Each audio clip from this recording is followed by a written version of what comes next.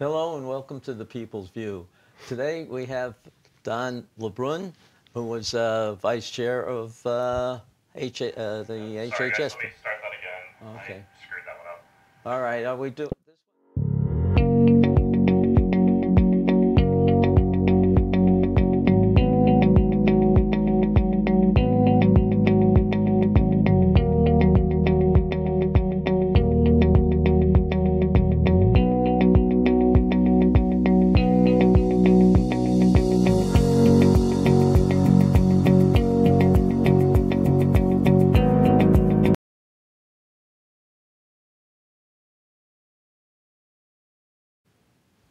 Hello and welcome to the People's View Part 2.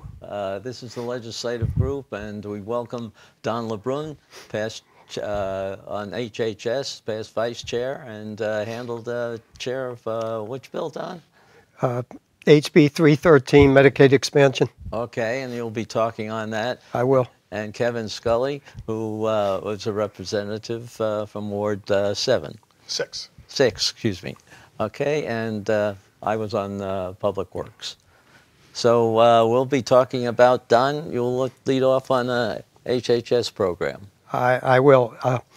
HB 313 was the Medicaid expansion bill, which basically benefited 52,233 New Hampshire residents.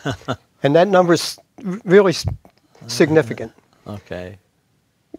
With 313, it was probably the most nonpartisan bill that ever went through the legislature. Really?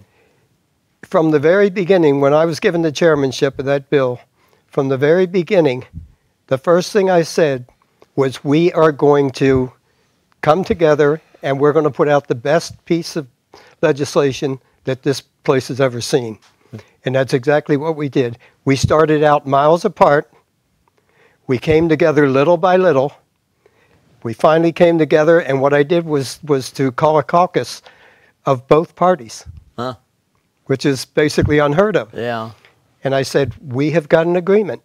Now we're going to refine it, and we're going to benefit these 52,233 residents of New Hampshire. And we did.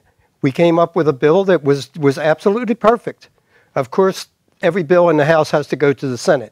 Right. So the Senate's going to change a punctuation mark or something and put their tag on it and call it a Senate bill. Well, what's the That basic doesn't matter. theme of this whole bill? I'm sorry? What's the basic theme of this bill? The basic theme of the bill is that the Republicans wanted a work requirement in the bill. Mm-hmm. The Democrats wanted, lost my train of thought.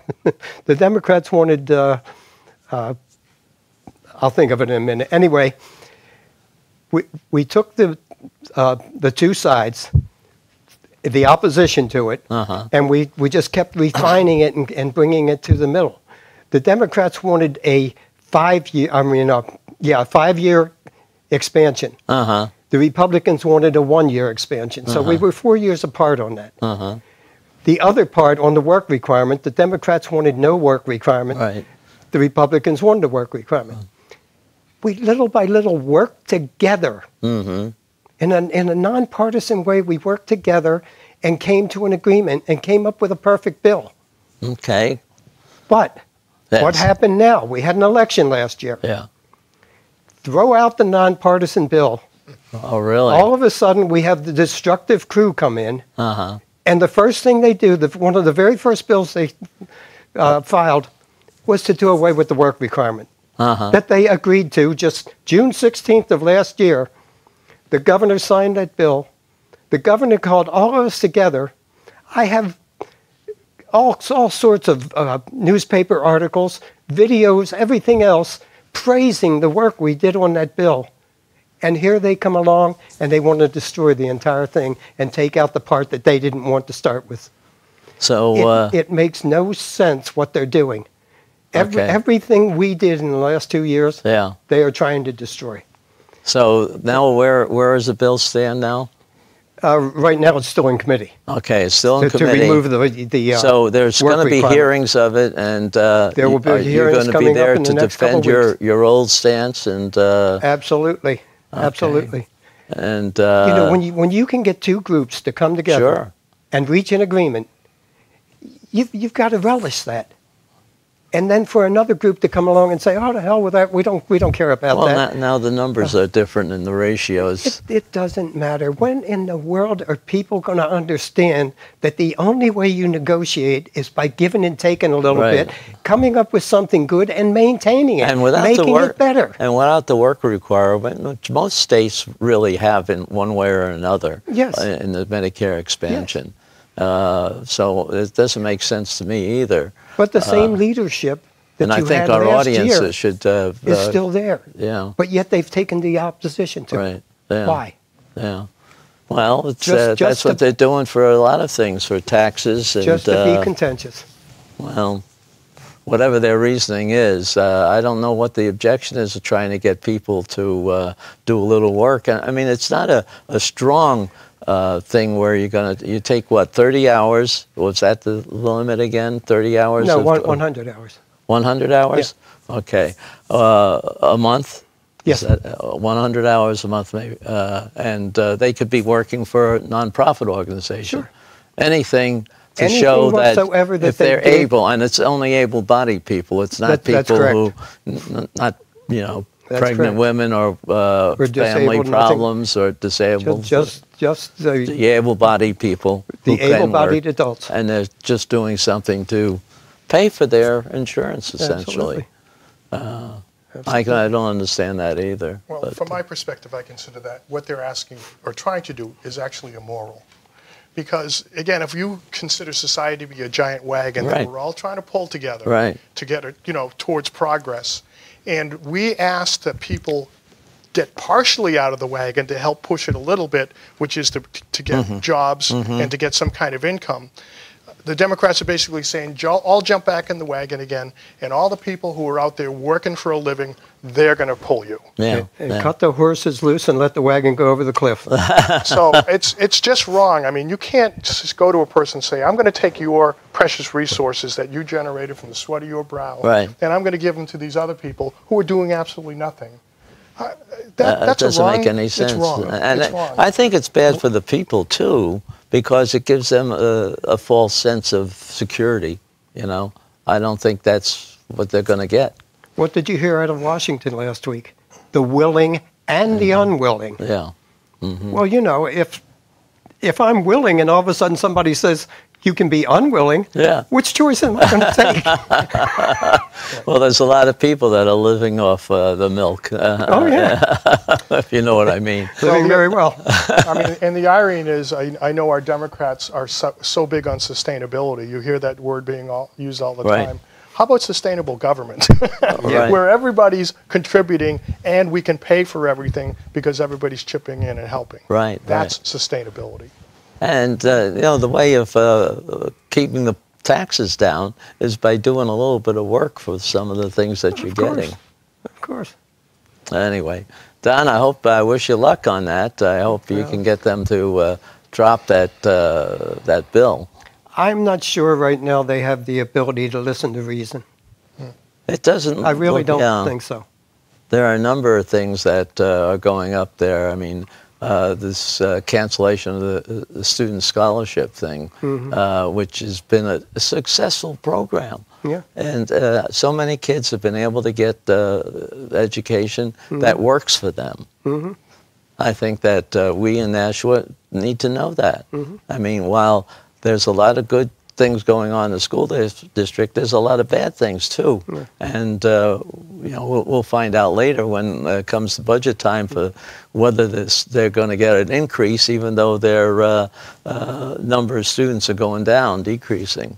Well, they talk about student debt. Right. What's the matter with going to a college you can afford? That's right. I mean, there's agree. all sorts of jobs out there. You don't need to go to a college. Yeah, we shouldn't be There's- paying their debt No, for 'em. if they want to go to that sort of school, Yeah. let them pay for it. Sure. I mean, they I mean, ought to that's realize their debt. It's no different than a charge card. If you Well- charge something, you're going to pay for it. when you get out there and you find out you build up debt, nobody's going to come along and says, "Oh, forget about it. I'll pay you for it." Well, that's exactly what they want. Yeah, That's exactly what they that's want. it. Well, I hope we have somebody wake up here, and I hope in local elections and state elections that people are voting for people who are going to be aware of how we have to pay our bills. I just hope the constituents are taking notice. Yeah. And think about it between now and 2020. Well, let's skip over.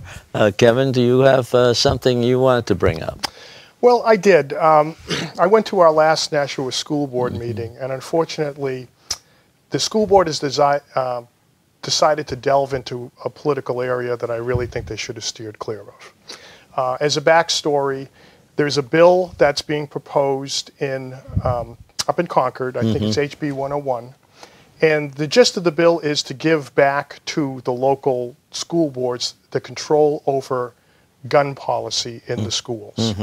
Now, on the face of it, it's unconstitutional and basically illegal. However, that never stopped some people from trying to do that when they wanted to take away the rights of others. Right. Well, now, so a letter was sent by the Nashua Democrat representatives to the board asking them to put out a letter of support. I actually went to the board meeting, and I stayed for a while, but it wasn't on the agenda, and none of the Nashua Democrat representatives showed up to talk about it, so I assumed it wasn't going to be taken up. I left. Well, around 10 o'clock that night, they brought it up under new business and voted for it, on it without any real debate. They waited for you to leave. Well, So, it was they passed voted on a recommendation to approve send it? a letter Yeah. to the Education Committee All right. saying that the Nashua School Board supports this bill. Now, it was a highly contentious vote. It passed 5-4, so there were a lot of people, who on the board just barely passed. The folks who were in the minority asked the school board president, I think it's Heather Raymond, that she at least make note in the letter being sent to the Education Committee how deeply divided the board was regarding this issue.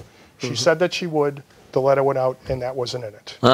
So I think there may be a separate letter that's being sent so people have a sense of the fact that this is not a unanimous recommendation of the school board. And I'd like to talk about this a little bit, if I may. I'm going to hold this up, and I don't know if the viewers at home can see this or not. But this is a representation of the number of mass shootings that have occurred in the United States since 1950. If you see that tiny blue sliver, that is the number of mass shootings that have occurred in a zone where guns were allowed. The sea of orange or red, whatever it is, 98 or 98%. 98% of the mass shootings that have occurred in the United States since 1950 have occurred in gun-free zones. And make no mistake about it, the school board wants to have this law passed so that they can reinstitute not only a failed policy, but a hideously failed policy. I mean, the definition of insanity is trying to do the same thing over and over again and hoping for a different result. They are trying to do it again.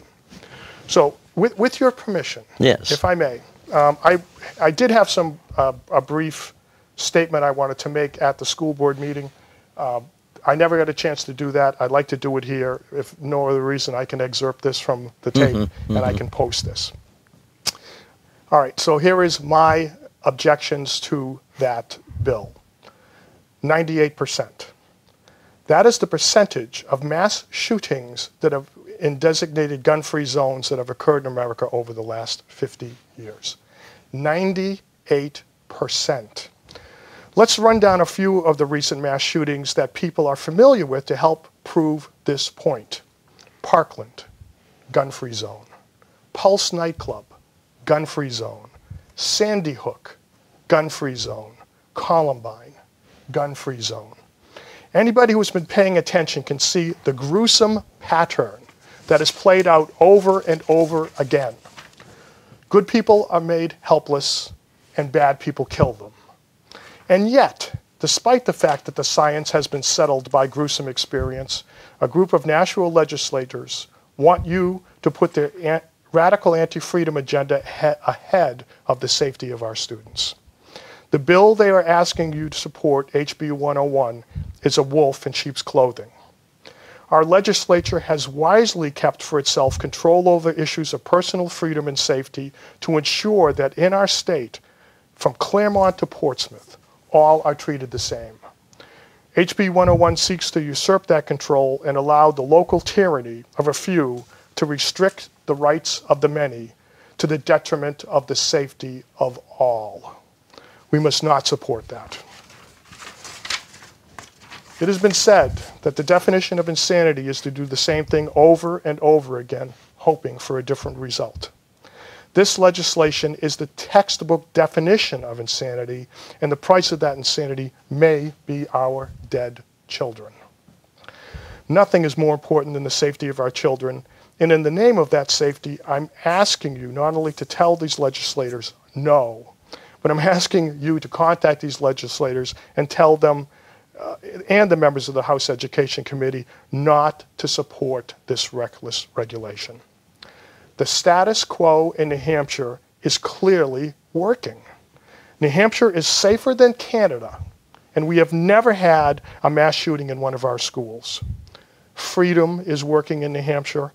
Personal responsibility is working in New Hampshire.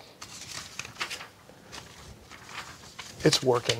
If it ain't broke, don't fix it. Say no to this reckless legislation. Please contact your local legislators and tell them to oppose the passage of House Bill 101. Well, I hope the message gets to the local legislators. They weren't there at the meeting. So. No. Let me ask you a question, Kevin.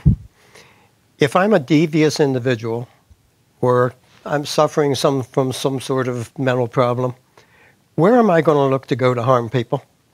You're going to go to the place where it's the easiest place to do it, where you're sure that nobody can stop you. Would that be a gun-free zone, maybe? Oh, yes, it would.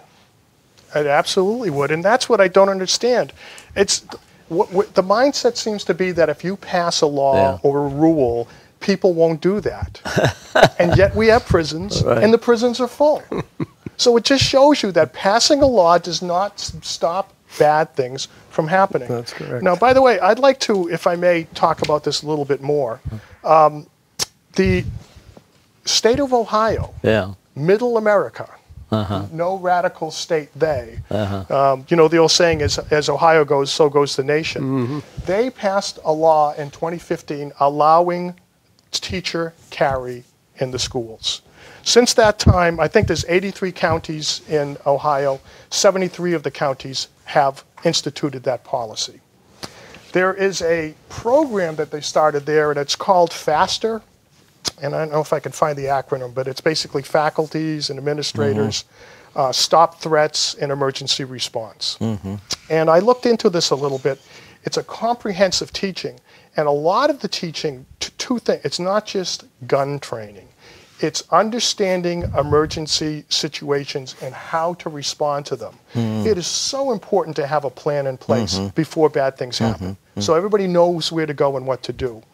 And the other thing that this training does is it basically teaches them the same things that the Army teaches combat medics, which is most people who are shot do not die instantly.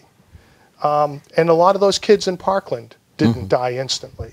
But what they did do, they died of blood loss. And so really, if you can get somebody like an EMT to that person quickly enough, you could very well have saved many of those lives. But in the situation of Parkland, first of all, their school safety officer cowardly hid outside and didn't go in and try to stop that man. And when the police showed up, they established a defensive perimeter and did not let the EMTs go into those kids. They said, you can't go in there because we don't know what the threat is yet. And so it took, I think, over a half an hour before they finally could go in there. It did. And a lot of those kids who died could have been saved had they been able to get immediate attention. So the training that the school administrators and teachers are getting in Ohio is emergency training. They have the equipment they need, the gauze, compression patches and things like that in the schools. They know how to use them. They're taught to know where to go immediately and where to put the kids in to try to keep them as safe as possible. And finally, a certain select few have been trained in the use of firearms. Those firearms are kept in lock boxes with biometric locks, so only people, the thumbprints of people who've been trained can open them. And here's the thing. If they stop that person, God forbid they have to shoot him to do it, or at least hold him at gunpoint, at that point, then the real EMTs can come in because the threat has been eliminated. They won't let them in until the threat's eliminated. So the best and safest thing you can do is to have people in the schools who are trained to, one, stop the threat immediately if necessary, and two, save those lives until the real medical professionals can show up and do that. So that's what's going on in Middle America, in Ohio. They recognize the reality of evil. They know that you can't put a little sticker on a door and hope that it never happens, because sometimes it does, God help us all. And we should acknowledge the reality of those facts, prepare ourselves accordingly. And if we do that, we will have safer schools. As you said, Don, if the bad guy doesn't know who's in there and who's armed, they're not going to go in there because they're going to be in trouble. I mean, let's face it. If you go into the wild and you look at, like tigers and lions, they don't try to take on the toughest critters there. They look for the weakest. They try to take them out at no risk to themselves. As soon as there's a possibility of a fight, they stop because they don't want to risk their own lives. They're not looking for a gunfight. They're looking for a massacre. Exactly so. Yeah. Exactly so. So I have to tell you, my fellow citizen in New Hampshire, this is a terribly inconceived bill. And this goes to the issue of gun control across the board here. One of the first things I think we learned as legislators is there a demonstrated need? Is there a reason why we have to say to somebody, you can no longer do this or you must do that? And when you look at New Hampshire, it is the safest, basically the safest state in America. We're safer than Canada. Why are they trying to do this when everything's working so well? So please contact your legislators and tell them to leave personal safety alone. Allow us to be able to protect ourselves and, more importantly, the children in our schools. Definitely. So vote this dangerous and ill-considered legislation down. Well, I hope that the school board is listening to that, and so whatever happens in the school, they at least train the teachers, as you say they do in Ohio.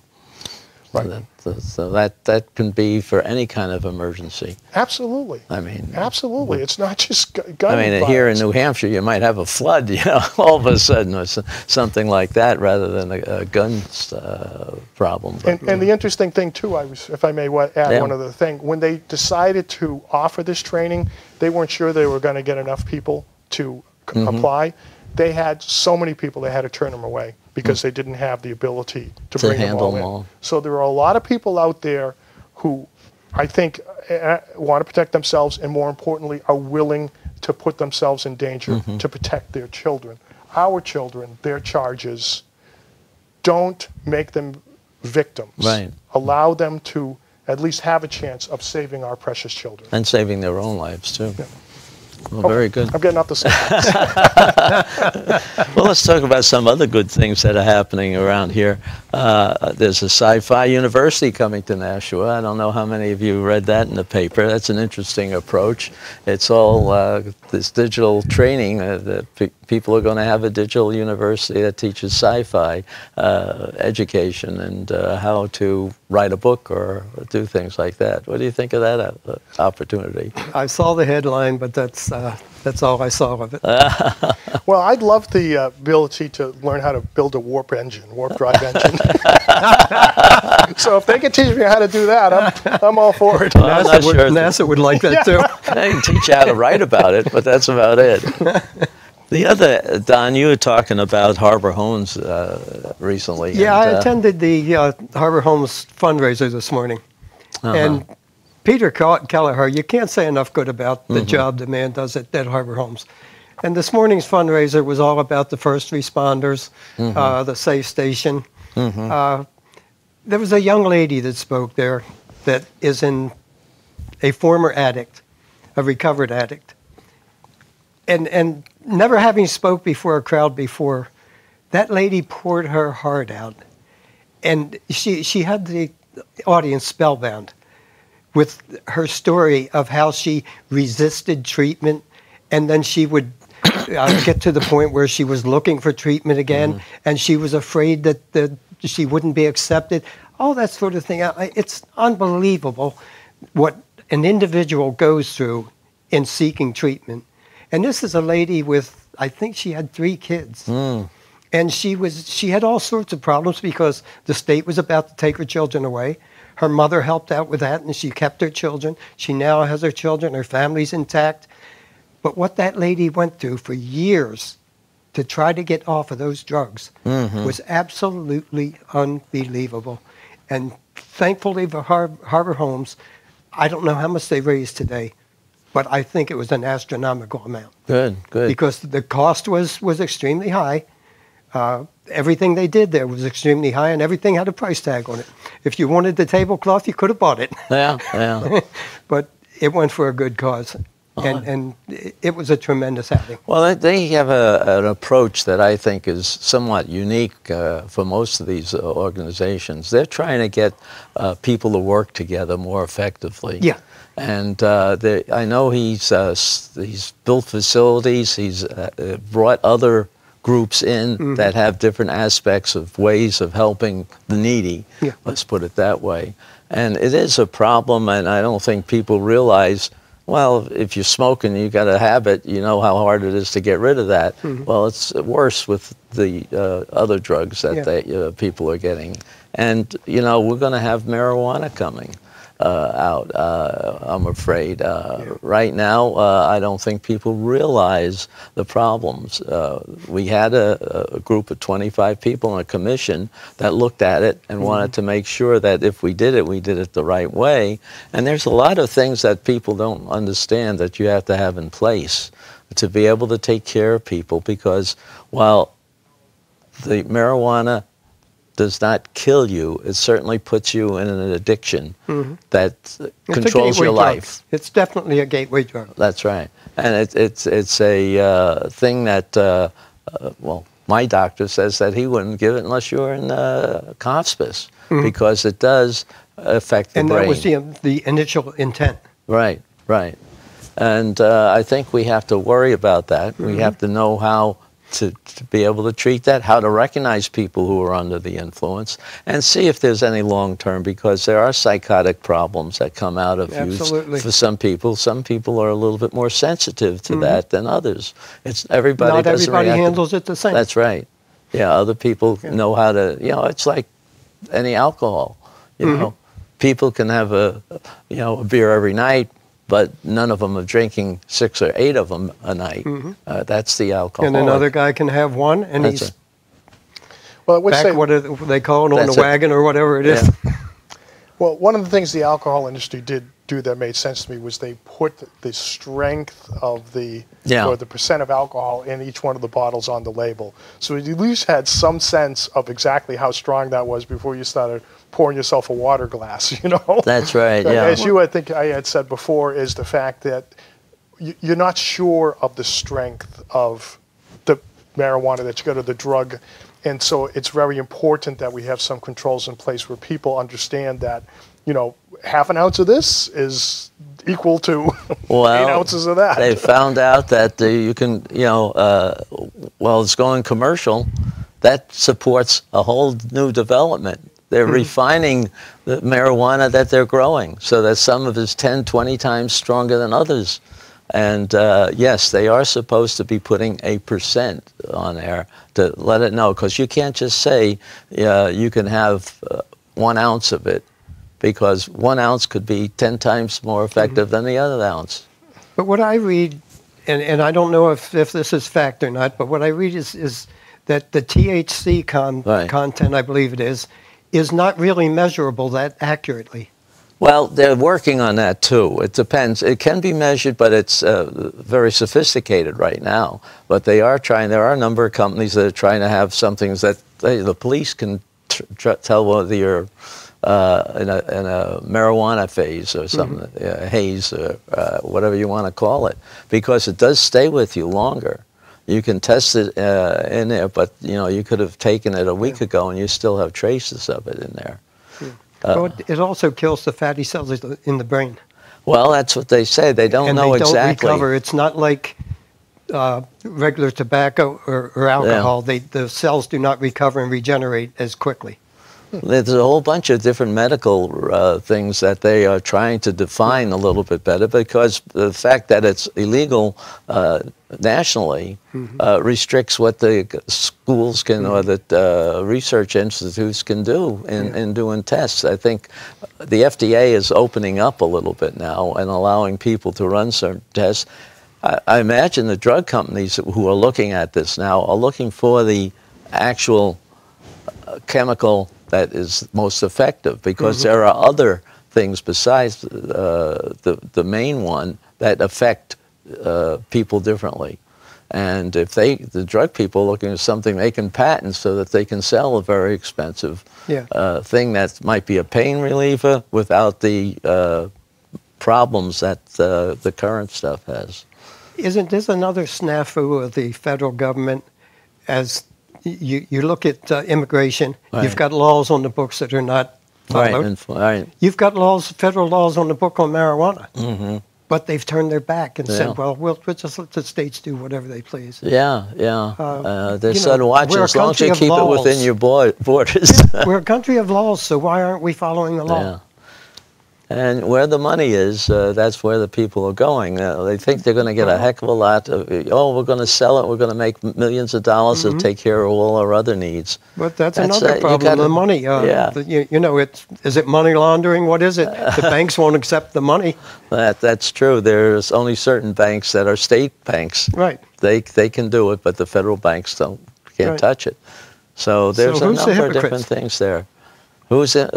Whoever thinks they can profit from it. I think the federal government's the hypocrites. Well, they've got the law on the book. Well, it's a matter of the people. Our legislature's not demanding enforcement, too. They should be doing that also. It's going to be interesting here. But who's the legislature? That's people. We the people. We the people. We got to talk about that. Well, I think our audience has to, decide on how they want it here, because we haven't passed any laws to make it other than medical use. But regardless of what we want here, there's still a federal law that says it's illegal. That's right. So I don't know how we're going to control that, Don. What solution you want to propose? I don't know. The federal government has turned their back on it. Well, I'm a states' rights person. And I would say that if the person lives in that state, it should be the business of that state to decide. And so you can have your 50 little incubators to find out what works and what doesn't. I think the federal government overreaches when they start trying to tell all 50 states how to deal with issues that their own citizens are involved with. But my point is, regardless of what the states do, it does not supersede federal law. No, you're absolutely right about that. Now, whether there was wisdom in passing those laws to begin with is another question. And somebody can argue, Don, that the federal government laws only involve interstate commerce and stuff, and not what they do inside the state. And that's the argument I think they get away with by states saying that. But I'm just saying, as a state, we have to vote to make that legal, and we haven't done that yet. And people ought to really look into it. The commission report's only about 60 pages long. It's a couple hundred pages of attachments if you want to read through that.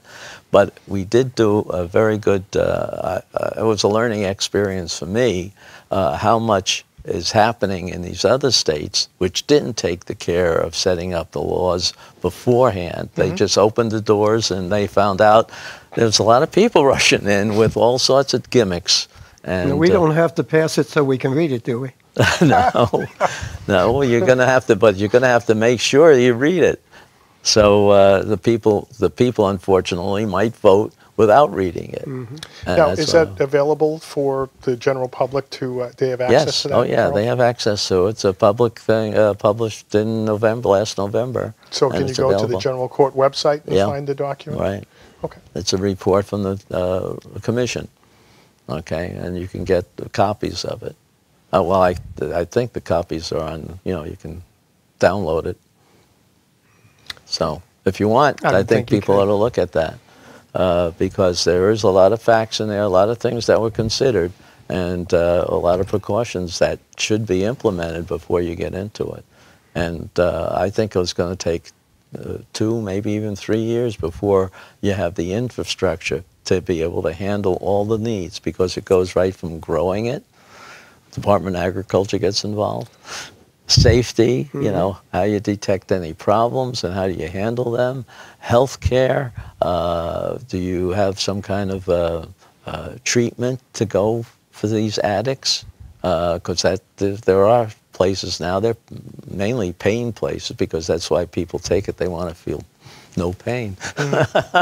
People get, they can't bear a little pain anymore, so they want to get. And I don't know if there's a department, in the administration that's not going to be affected by it in one way or another.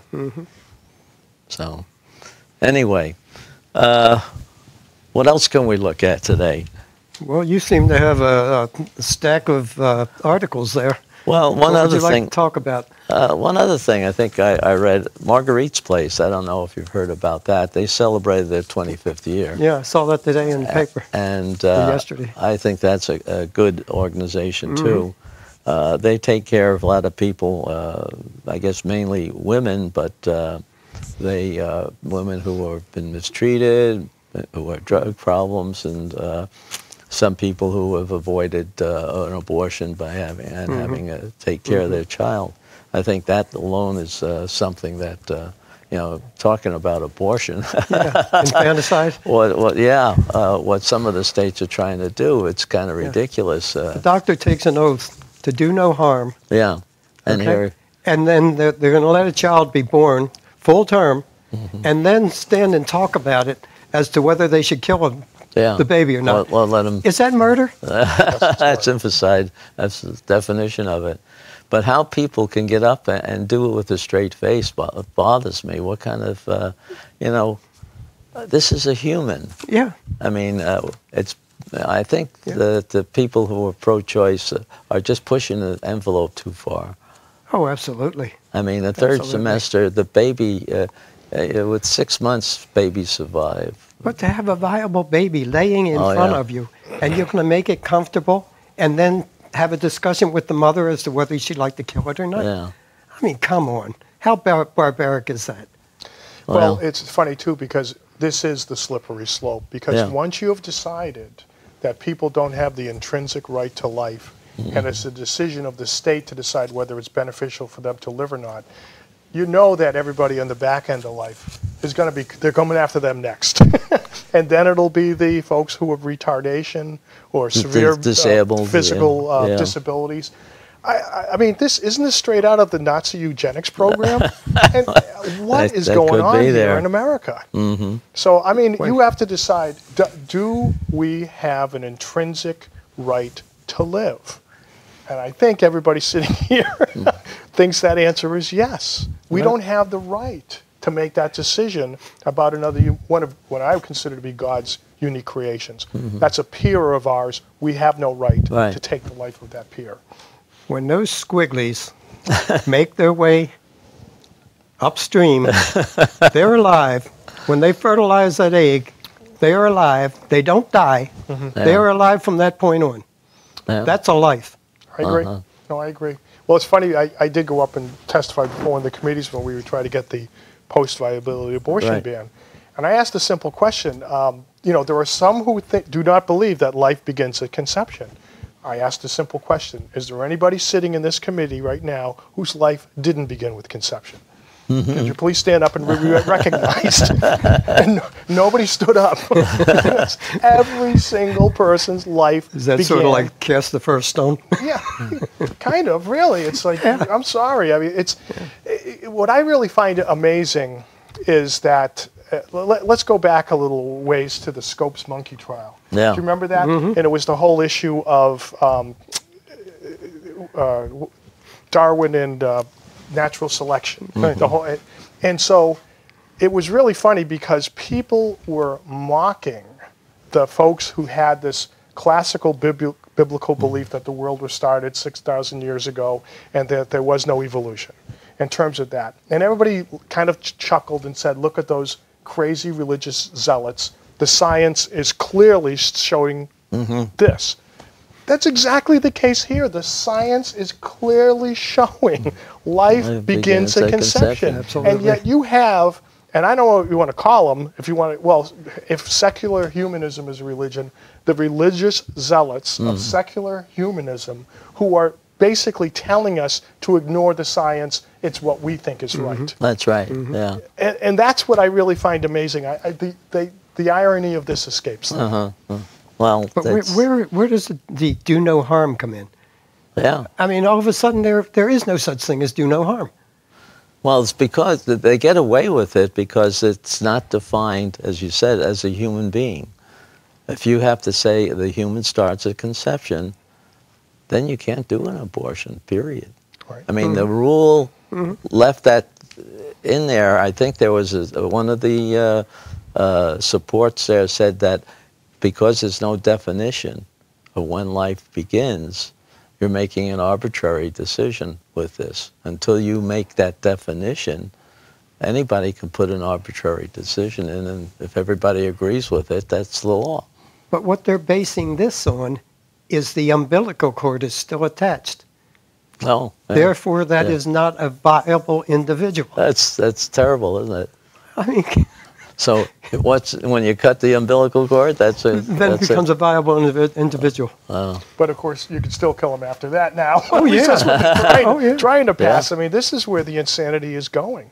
And I'm just hoping that, again, it's funny. I grew up, I was my family, Kennedy Democrats. My dad was a postal worker and a union man. And it's funny, it's like when Ronald Reagan said was, I didn't leave that party. The party left me. It took a radical left turn. And I got to tell you, from my perspective, in terms of what we're seeing at the national level too, they're driving down the road of crazy too. Yeah. But this party is And not so- seeing the light. A number of different ways. Yeah. I mean, So, it's what I'm hoping is, it's funny, they have that walk away movement. Yeah. And here's the thing. I'm not saying give up your what you believe in or your principles or anything else, but at some point you have to look at the folks running the current Democrat Party and say, you are so far gone down crazy road, I cannot stay with you anymore. I mean, become an independent. You don't have to become a Republican. I'm a conservative. I just tell people. I actually know a few that have left the party. I mean, I just tell people, I joke, I say I caucus with the Republican Party because they're much closer to what I believe in than, what the Democrats are. So what I'm hoping is you folks need to make an intervention here and say, I cannot be part of a party that would promote this. Well, in a way, I think they're following their heritage, their mode of operation.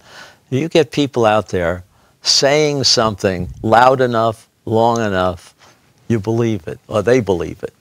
And I think that's what's happening. We got a lot of loudmouths out there talking loud, getting their face out. And, of course, the media is going after them because they have a crowd. And then all of a sudden, it's out of hand. There's more people. They think it's all right to believe that way. But that's basically the non-ability to think for yourself. That's right. They're not thinking for themselves because they've been led so long. They'll go after anybody with some kind of authority. And they're taking the ability to get on TV or something else, social media, and keep on repeating the same ugly statements. But if you challenge them on anything, they look at you like you're from a You're different racial, world or something. racial, that's the big word. Because their instigator is not there to tell them what to say. Right. Yeah. They don't challenge you with facts or anything like that. Oh, no, they had no facts. No, they just try to talk you down. Yeah. And call you names. You're idiots. Oh, they're good at that. They're good at calling names. Oh, yeah. So I really think for the sake of the good of all of our society and ourselves, we've got to develop a little bit of a thick skin and simply do not allow people to shut down the debate. Right. Because one side starts calling the other side names. Right? You just have to push through that and say, call me what you will, but facts are stubborn things, and this is true. And I can prove it to be true. It's proven by experience to be true. I don't care if you want it to be different. It's not. And these are the facts that we need to make our decisions on. And you can't just believe somebody's statement. You should be able to challenge it, and you should be able to, demand they present some kind of facts that support them. Somehow or other, we've got to re-inject the ability to reason with each other. Yes. When we work together, Civilly. we get good things done. Right, right. The next 2 years, I see absolutely nothing getting done to benefit New Hampshire. Nothing. Because all they're interested in is tearing down What was built. everything that was built instead of improving on it. And the only way you go forward is to improve on what you have. Right. That's the way that the approach should be, really. Looking at something, is it successful? Is it failing someplace? We have to fix it, or do we, have to eliminate it? But you do it in a systematic way. The voice of reason. Right, right. Well, thank God Governor Sununu was reelected. Hopefully, again, he will veto the worst of the craziness that I'm afraid is going to be coming out of Concord over the next 2 years. I understand where you're coming from, but my point is, why should he be in that position? If we were working together, he would not have that position. He would be getting good, progressive bills on his, and I don't mean progressive in the way they do, but bills that are progressing New Hampshire on his desk to sign. He wouldn't be getting controversial bills that he has to look back to see what we did originally and see what they're doing to destroy it. Well, I think we've done enough to attack what's happening as we see it from the bad view, and hopefully that our audience appreciates our discussion and they question their people who are up there running their lives for you. They ought to really get into the details of what's happening. Well, what I want to say to each and every legislator is reach out to someone on the opposite side, shake hands, and say, let's talk. Let's reason. That's a good idea. Let's get to know each other. Because right now you've got two sides, and they're about to go to war. Well, Kevin, any last words from you? No, we'll talk again. Well, wait till next week, and we'll see. We'll have some more different things to discuss. I hope you've listened to what's happening up there, and keep tuning into the People's View as we have new people to come on to talk about different parts of the political arena. And we are glad you're listening in. Please let us know if you have any questions by contacting us. Okay, my phone number is 400-1430 if you want to talk to me. Thank you for listening in. Thank you, Carl. Thank you. Thank you.